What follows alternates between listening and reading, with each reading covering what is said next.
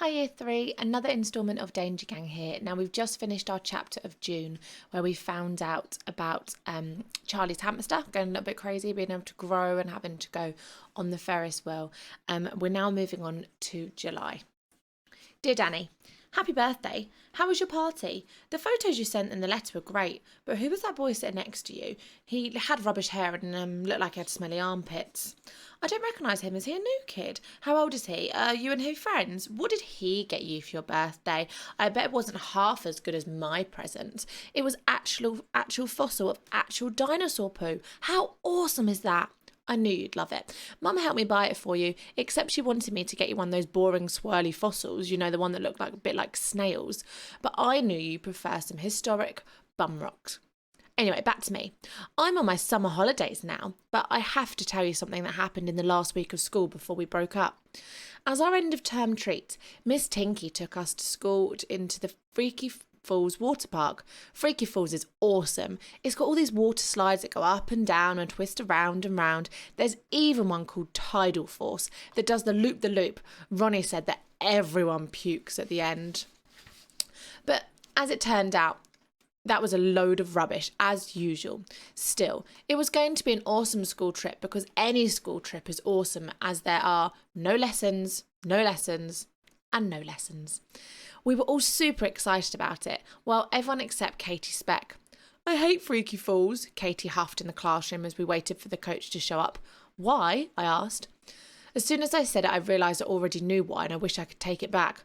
I'm too small, Katie whined. She jumped out of her chair and stood up as tall as she could. Her head only just made it to the middle of my chest. Katie lives in my street too, at number 23, and she's part of the Danger Gang. She does gymnastics, and guess what? She can do an actual backflip. It's super awesome. I told her Zach Danger could do backflips, and since then she'd never read Zach Danger before, I lent her the first book, and she's reading it at the moment. She's also the smallest out of us. In fact, she's the smallest kid in the class by a long shot. I went to Freaky Falls last year with my mum, and the only slide I was tall enough to go on were the baby ones in the kiddie pool, Katie said sulkily. Well, that was a year ago. You've probably grown since then, I said encouragingly. But deep down I was thinking, there is no way you're tall enough for the pukey loop slide. Don't worry, Katie. If you can't go on the water slides, you can just sit with me in the picnic area. I can't get in the water, obviously. Well, we'll have fun in the sunshine and fresh air instead, said Eric. But as we walked across the car park to the coach, there was a buzzing, whirling noise in the air around us, and I suddenly stopped mid-step. I was remembering something from that morning. As Mum had waved me off from the classroom, she shouted something at me, and now I was feeling it was going to be important. Trouble is, I hadn't really been listening. I was thinking about Zach Danger trapped in the shark-infested waters in Count Malvolio's lair in Chapter 12 of the Book 7, and wondering how he was going to get out of this one. And thinking I should definitely lend this book to Eric when I finished it. Have a great time at Freaky Falls. She definitely said that. We've won the lottery and you won't be coming back to school tomorrow. We're moving to a mansion in Hawaii. Yeah, pretty sure she didn't say that. So what was it? And then I had it. Frankie, watch out for flying ants today. Guys, it's Flying Ant Day, I yelled. Whoever invented Flying Ant Day was really annoying. I hope it wasn't my mum. Ants are rubbish at the best of times. If you leave a sandwich on the floor for a split second, you can bet that there'll be an ant in it by the time you take a bite. I mean, who even cares if they can lift up really big leaves? That's only useful if you're an ant, and I've already established ants are rubbish. There's only one way I could possibly think of making ants even more annoying than they already were, and that was to give them wings, and then giving them one day a year where they all come out and have a great big stupid ant flying party, where they fly in your face and in your can of fizzy drink and up your nose and in the toilet and your bowl of the honey hoops and in your pencil where you're writing the answer to your test that you're going to get wrong. Basically, flying ants are total rubbish, and even more rubbish than normal are non-flying ants. When it comes to bugs, they are on the bottom of the chart. Bug awesomeness chart from cool to lame.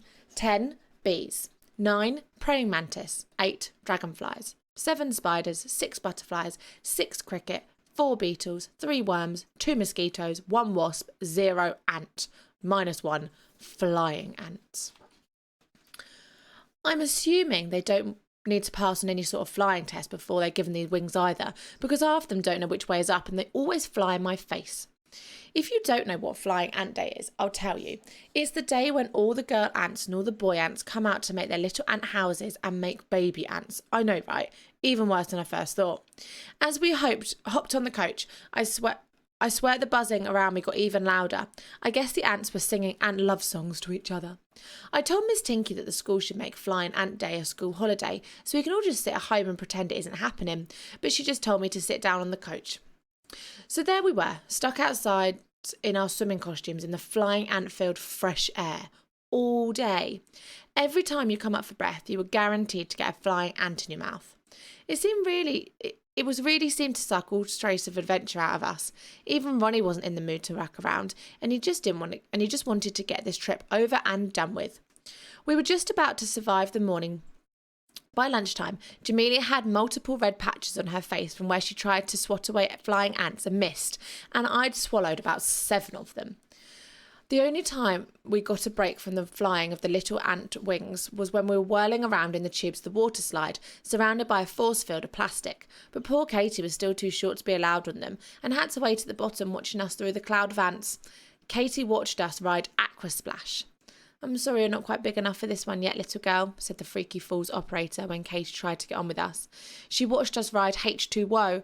"Oh, maybe next year, kiddo," said another. She watched us ride Wild Wave 3000. Great name. "This one is for big kids," another one told her. She watched us ride Surf Storm. "Have you lost your mummy?" another one asked. She even had to watch us slide down Tidal Force and the ride with the loops, and I'm sorry to say, but it was awesome as I hoped. "There's the lazy stream over in Funderland, our special area for younger visitors," suggests another ride operator. "It's slow and safe for little ones like you." After that, Katie sighed and gave up trying to get on the water slides with us. She trudged towards Funderland with the lazy stream, which looked like it was made for really little kids to go on with their mummies and daddies. "Excuse me, Katie," called Miss Tinky. "The class needs to stay together. You can't go on water slides on your own, thank you very much." "But, no buts," she insisted. We all saw the look on Katie's flying ant-covered face as she slumped back to watch us have fun on another awesome water slide. That's when I came up with a plan. "It's okay, Miss Tinky. We were all about to go on the ride Lazy Stream, weren't we?" I hinted, shooting a look at the others. "No way," barked Ronnie, missing the point as usual. "Yes, we were," insisted Susie, nodding at me. "Isn't the Lazy Stream a bit too small and slow for you lot?" asked Miss Tinky, eyeing up the slowest riding Freaky Falls. "Nah, the slower the scarier," I lied. The lazy stream seems brilliant," added Molly. Miss Tinky looked puzzled, but shook her head. "Very well, then off you go. Be back in an hour, please. Katie, your friends are coming with you." "Thanks, guys. You really don't have to, though," Katie said, her face red with embarrassment as we wandered into Funderland. The place was packed with 3-year-olds and their parents, splashing in the little fountains of water which spouted up through the non-slip padded floor. It was armband central, and we were the oldest kids in there by a long shot. "Right, what shall we go on?" Jamelia said, looking around the section of the awful attractions such as Slippy Slow Slide, which was definitely slow but not slippy; Shallow Showers, where a plastic elephant sprayed a gentle mist from its trunk every few minutes; and of course the Lazy Stream that gently trickled its way around the whole of Freaky Falls. It was no deeper than your average puddle, and you had to sit in these lame inflatable rings, snore. But the most boring attraction of all was Mini Freaky Falls, which is just a replica of Freaky Falls, but really, really small. And all you could do was look at it, and you had to watch tiny little model people bob up and down in tiny little model pools and slide their way down the water slides before being dragged up on a mini conveyor belt to slide down them again. I mean, what grown-up in their right mind thought that this would be remotely interesting to build something exactly the same, but just really, really small? "Well, I guess we'll start on the Lazy Stream," Jamelia said. "It sounds like it's going to be trying to sound a little excited for Katie." "Yeah, I guess," she said with a sigh. As we approached the ride, a Freaky Falls employee dressed as a mermaid appeared, wearing a wiry green wig and a big green foam mermaid tail. She smiled at us before closing the gate to the ride and hanging a sign on it that said, "Lazy Stream temporarily closed."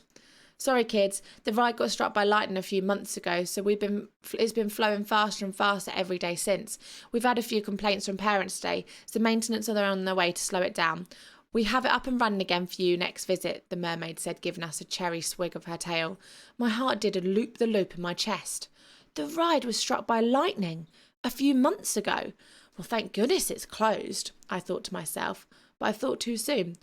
Oh, but please, can't you let us go on just for one lap around the stream, begged Molly. I tried my best to catch everyone's eye to warn them that we didn't want to go on this ride after all, but they were too busy trying to convince the mermaid to notice. This is our friend Katie, and she's just too small to ride on the fast slides, added Jamelia. Ronnie shoved Katie in the front of the Freaky Falls mermaid, and Katie did her best sad face, which was really convincing because she was actually gutted about the whole situation. The mermaid sighed and looked over her shoulder to see if anyone was looking. Okay, I said, but just one lap and then I've got to close it, okay? Everyone cheered, well, except for me, and ran past the mermaid into the lazy stream, which was definitely the worst water ride I'd ever been on. Obviously, everything in my brain was telling me not to go on the ride. I mean, I knew that the ride was being struck by lightning and the storm, and that storm was what led to Charlie's freaky hamster being born. And more I've been thinking about it, the more I was convinced it was the storm had given Molly and Eric their crazy abilities too. I just had a feeling that something on this ride could lead to, well, something you're about to find out about. But we'll have to find out in our next instalment of Danger Gang. Have a lovely day, guys, and I will see you very soon.